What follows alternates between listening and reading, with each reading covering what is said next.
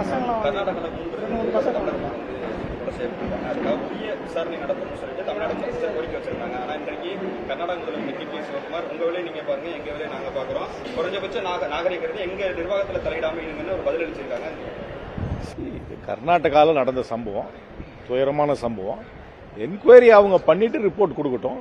Report கொடுத்த அப்புறம் நம்ம அடுத்தது என்ன பண்ணலாம்னு பார்க்கலாம். ஏன்னா இது ஒரு கவர்மெண்ட் ரேஞ்சர்ஸ் ஒரு ரிசர்வ்ட் ஃபாரஸ்ட்ல நடந்திருக்கு. போனவங்க டூரிஸ்ட் மாதிரி எனக்கு தெரியல. அதனால இது விசாரணைக்கு அப்புறம் தான் என்ன சூழல்ல இந்த மாதிரி ஃபயரிங் பண்ணியிருக்காங்கன்னு சொல்லணும். இது ஆனால் காவல்துறை பெரும்பாலும் இருக்கிற காவல்துறை எடுத்த உடனே ஃபயரிங் ஏன் பண்றாங்கன்றத ஒரு என்கொயரி வச்சு தான் பார்க்கணும். டெல்லியில கூட நீங்க பாத்தீங்கன்னா ஸ்டூடெண்ட் ப்ரொடெஸ்ட் நடக்கும்போது அது எடுத்தோடனே ஃபயரிங் பண்ணிட்டாங்க, பெல்லட் கன் வச்சு. அதனால இந்த மாதிரி அது ஒரு போராட்டம். இது ஒரு ரிசர்வ் ஃபாரஸ்டுக்குள்ள அவங்க அங்க இருக்கிறதுக்கு அவங்களுக்கு உரிமை இருந்ததா இல்லையா எல்லாம் பார்த்து தான் பண்ணணும். அவங்க ஏன் அந்த நேரத்தில் வெடிகாலம் நடந்திருக்கு போல இருக்கு, வெடிகாலம் 5 மணிக்கு எதுக்கு ரிசர்வ் ஃபாரஸ்டுக்குள்ள போனாங்கன்னா விசாரிக்கணும். விசாரணை முழுமையா அந்த கவர்மெண்ட் பண்ணுவாங்கன்னு நம்புறேன். விசாரணை பண்ணப்புறம் அதுல நமக்கு திருப்தியா இல்லையான்றதை பார்த்து அடுத்த நடவடிக்கை எடுக்கலாம்.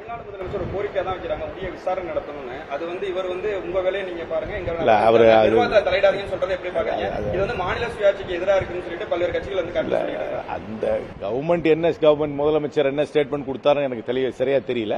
ஆனா அவங்க ஒரு என்கொயரி பண்ணி ஒரு ரிப்போர்ட் கொடுத்ததுக்கு அப்புறம் நமக்கு அதுல திருப்தி இல்லாட்டி அடுத்த ஸ்டெப் பார்க்கலாம். எடுத்தவொடனே எல்லாத்தையுமே சிபிஐக்கெல்லாம் அனுப்ப முடியாதுங்க. அந்தந்த ஊர்ல அந்தந்த போலீஸ் இருக்கு, சிபிசிஐடி இருக்கு, அவங்க டிபார்ட்மெண்ட் இருக்கு. எடுத்த உடனே சிபிஐக்கு அனுப்பிச்சிட்டா அப்புறம் ஸ்டேட் போலீஸுக்கே வேலை இல்லாம போயிடும். இது ஒரு வாடிக்கையா போயிடுச்சு எல்லா அரசியல் கட்சிக்கும். ஏதாவது ஒரு சம்பவம் நடந்தா உடனே சிபிஐன்னு சொல்றது. அப்புறம் என்ன, ஸ்டேட் போலீஸ் மேல யாருக்குமே நம்பிக்கை கிடையாதா? எந்த ஸ்டேட் போலீஸ் மேலும் யாருக்கும் நம்பிக்கை கிடையாது. ஸ்டேட் போலீஸ்ல இருந்துதான் சிபிஐக்கே ஒரு ஆபீசர்ஸ் நிறைய போறாங்க. அதனால அந்த ஸ்டேட் போலீஸ் விசாரிக்கட்டும், ஒரு ரிப்போர்ட் கொடுக்கட்டும். அதுக்கு ரிப்போர்ட் கொடுத்த அப்புறம் நமக்கு திருப்தி இல்லாட்டி அப்புறம் அடுத்த ஸ்டெப் பார்க்கலாம். ஏற்கனவே கடந்த ஆண்டுல ஃபேர் டீலிமிட்டேஷன் கேட்டிருந்தோம். இல்ல, நாங்க ஃபேர் டீலிமிட்டேஷன் நான் கேட்டதே கிடையாது. வேற கேட்டவங்களை போய் அந்த கேள்வி கேளுங்க. நான் சொன்னதே கிடையாது. அந்த வார்த்தையை நான் என்னைக்குமே காங்கிரஸ் நான் பயன்படுத்தினதே கிடையாது. அந்த வார்த்தையை ஒன்னு தெளிவா தெரிஞ்சுங்க. இந்தியாவில் ஜனத்தொகை அடிப்படையில் தொகுதி மறுசீரமைப்பு செய்தார்கள் என்றால் தமிழ்நாட்டுக்கு தொகுதி குறையும். சட்டப்படி அரசியல் சாசனத்துப்படி ஜனத்தொகை அடிப்படையில் தான் செய்ய வேண்டும் இருக்கு. அதை உணர்ந்துதான் இந்திரா காந்தி அவர்கள் 71லேயே அதை இதுமே இந்த ஜனத்தொகை அடிப்படையில் பண்ண வேண்டாம், இப்ப இருக்கிற ஜனத்தொகை அடிப்படையிலே 25 ஆண்டுகள் தொடரட்டும் 76ல் ஒரு சட்டம் கொண்டு 2001 வரைக்கும் அதை அப்படியே ஃப்ரீஸ் பண்ணியிருந்தாங்க. வாஜ்பாயும் அதை உணர்ந்து பிரதமர் வாஜ்பாய் அவர்களும் அந்த 2021 இருந்து 2026 இப்ப டிசம்பர் வரைக்கும் அதே 543 ஃப்ரீஸ் பண்ணி தொடர்ந்தாங்க. அதை இப்ப அந்த ஃப்ரீஸ் இப்ப டிசம்பரோட முடியுது. என்னை பொறுத்த வரைக்கும், காங்கிரஸ் கட்சியை பொறுத்த வரைக்கும் அதைத்தான் தமிழ்நாடு சட்டமன்றமும் தீர்மானமா போட்டிருக்காங்க. அந்த ஃப்ரீஸ் அந்த 543ன்றத தொடர்ந்து இன்னொரு 25 ஆண்டுகள் பண்ணணும். 25 ஆண்டுகள் பண்ணாங்கன்னா நார்த் இந்தியன் பாப்புலேஷன் கொஞ்சம் ஸ்டெபிலைஸ் ஆனதுக்கு அப்புறம் அடுத்தது என்ன ஸ்டெப்னு பார்க்கலாம். இப்ப பிஜேபி சில அரசியல் கட்சிகளுக்கு ஆசை காட்டுறாங்க, நாங்க ஜனத்தொகை அடிப்படையில் பண்ண மாட்டோம், எல்லாருக்கும் யூனிஃபார்மா 50% கூட்டிடுறோம் அப்படின்னு சொல்றாங்க. அப்படி சட்டத்தில் கொண்டு வந்தாலும் ஜனத்தொகை அடிப்படையில் பண்ணக்கூடாது என்று ஒரு சட்ட திருத்தமும் கொண்டு வரணும். எல்லாருக்கும் யூனிஃபார்மா 50% கூட்டாங்கன்னா என்ன ஆகும்னா பாராளுமன்ற ஸ்ட்ரென்த் 850 கூடிடும். 815 850 என்ன நம்பரை வச்சு எடுக்கிறாங்கன்றத பார்க்கணும். 850 பேர் இருக்கிற சபையில யாருக்கும் பேசுறதுக்கு நேரமே கிடைக்காது. இப்ப 543 பேர் இருக்கிற சபையிலே ஸ்பீக்கர் என் பேரெல்லாம் தெரியாது. இன்னைக்கு வரைக்கும் நான் 7 வருஷமா எம்பியா இருக்கேன். என் பேர் அவர் என்ன கார்த்தினே சொல்றது இல்ல, கீர்த்தி தான் சொல்லிட்டு இருக்காரு. இன்னும் 850 பேர் வந்துட்டாங்கன்னா அவருக்கு யாரு பேரையுமே தெரியாது, யாரையும் பேச கூப்பிடவே முடியாது. அந்த சபையில எதுக்காக பாராளுமன்றம் இருக்குன்னா சட்டத்தை பத்தி பேசுவதற்கு, ஆலோசிப்பதற்கு, ஆலோசனை சொல்வதற்கு, விவாதம் செய்வதற்காக உருவாக்கப்பட்ட சபை அது. அந்த சபையில 850 பேர் இருந்தா எஃபெக்டே இருக்காது. இரண்டாவது தெளிவா தெரிஞ்சுங்க, நமக்கு கூட்டுறாங்களே அதனால நம்ம வாங்கிக்கலாமே சிலர் எல்லாம் அங்க அல்பாசையில இருந்து ஏமாற போறாங்க. குறிப்பாக தெலுங்கு தேசம் கட்சியும் திராவிட முன்னேற்ற கழகம் அந்த வலையில சிக்கிறாங்க. என்ன ஆகும்னா இப்ப தமிழ்நாட்டுக்கும் பாண்டிச்சேரிக்கும் சேர்த்து 40 சீட் இருக்கு, உத்தரப்பிரதேசத்துக்கு 80 சீட் இருக்கு. நமக்கு 50% கூட்டி அவங்களுக்கும் 50% கூட்டாங்கன்னா நமக்கு 60 ஆகும், அவங்களுக்கு 120 ஆயிடும். நமக்கும் அவங்களுக்கும் இருக்கிற வித்தியாசம் இப்ப 40. அப்புறம் அவங்களுக்கும் நமக்கு அந்த வந்துச்சுன்னா இருக்கிற வித்தியாசம் 60 கூடி போயிடும். அதனால நீங்க இதை வந்து நீங்க மேலோட்டமா பார்க்க கூடாது. இது இப்ப கிரிக்கெட் மேட்ச்ல இன்னைக்கு நான் 10 ரன் அடிக்கிறேன், நீங்க 20 ரன் அடிக்கிறீங்க, நான் உங்ககிட்ட 10 ரன்ல தோத்து போயிடுறேன். அடுத்த வருஷம் எனக்கு 50% ரன் கூட்டி உங்களுக்கு 50% ரன் கூட்டினா எனக்கு 15 ரன் வரும், உங்களுக்கு 30 ரன் வரும். பர்சன்டேஜ் பார்க்க கூடாது. பார்லிமெண்ட்ல பர்சன்டேஜ் மட்டும் பத்தாது, அப்சல்யூட் நம்பரும் வேணும். யாருக்கு அதிக நம்பர் இருக்குன்னு பார்க்கணும். உத்தரப்பிரதேசத்தில் 120 பேர் வந்து உட்காந்துட்டாங்கன்னா என்ன ஆகுறது? அப்புறம் வட இந்தியாவில் இருக்கிற எம்பி எல்லாம் வந்து உட்காந்துட்டாங்கன்னா தென்னிந்தியாவில் இருக்க எம்பிக்கு வேல்யூவே இல்லாமல் போயிடும். எப்படி நார்த் ஈஸ்ட்ல இருக்கிற எம்பிக்கு வேல்யூ இல்லாம போச்சோ அந்த மாதிரி போயிடும். அதனால அப்சல்யூட் நம்பரும் முக்கியம். அப்சல்யூட் நம்பரை வந்து உதாசீனப்படுத்தக்கூடாது. பர்சன்டேஜ் ஒரு பக்கம் இருந்தாலும் அப்சல்யூட் நம்பரும் முக்கியம். நமக்கும் அவங்களுக்கும் இப்போ வந்து 40 சீட் வித்தியாசம் வந்து 60 சீட்டா கூடி போயிடும். அதை ஏத்துக்க முடியாது. அதனால தமிழ்நாடு சட்டப்பேரவையில் நிறைவேற்றிய தீர்மானத்தின்படி இந்தியாவில் 543 தொகுதிகள் தான் இருக்கணும்.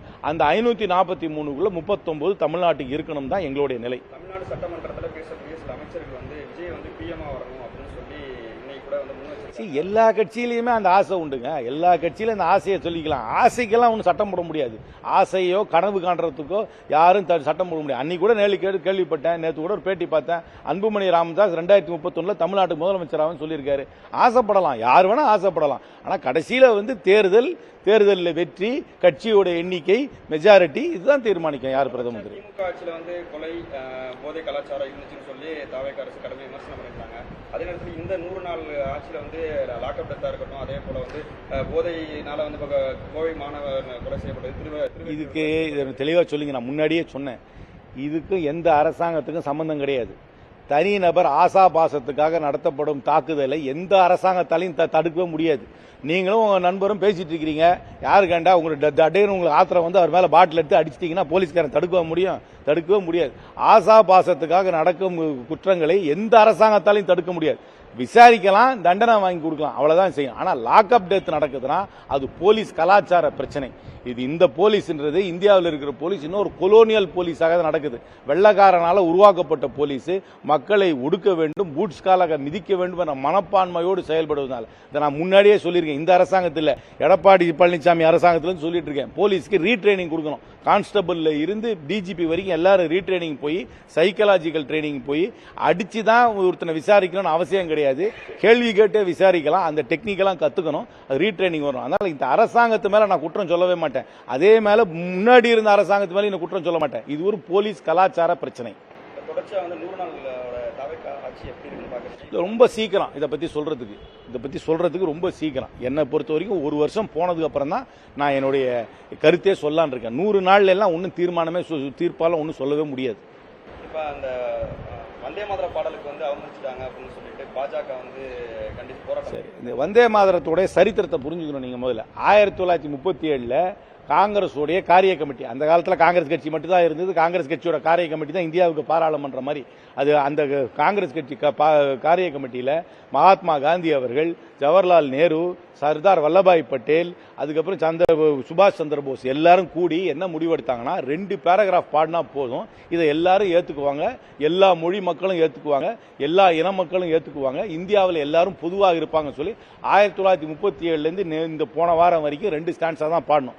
திடீர்னு இந்த பிஜேபி ஒரு அரசாங்கம் வந்து இன்னும் 4 ஸ்டான்ஸாவை கொண்டு வந்து போட்டிருக்கிறாங்களே தவிர வழக்கமாக பாட வேண்டும் என்றால் 2 ஸ்டான்ஸா போதும். இன்றைக்கு எங்களுடைய கட்சி தலைவர் தெளிவா சொல்லியிருக்கார் கர்கே, 2 ஸ்டான்ஸா பாடுறது தப்புன்னு சொன்னீங்கன்னா நீங்க காந்தி மேலையும் சந்திரபோஸ் மேலையும் நீங்க வந்து நேரு மேலையும் சர்தார் வல்லபாய் பட்டேல் மேலையும் கேஸ் போடணும்னு சொல்லியிருக்காரு.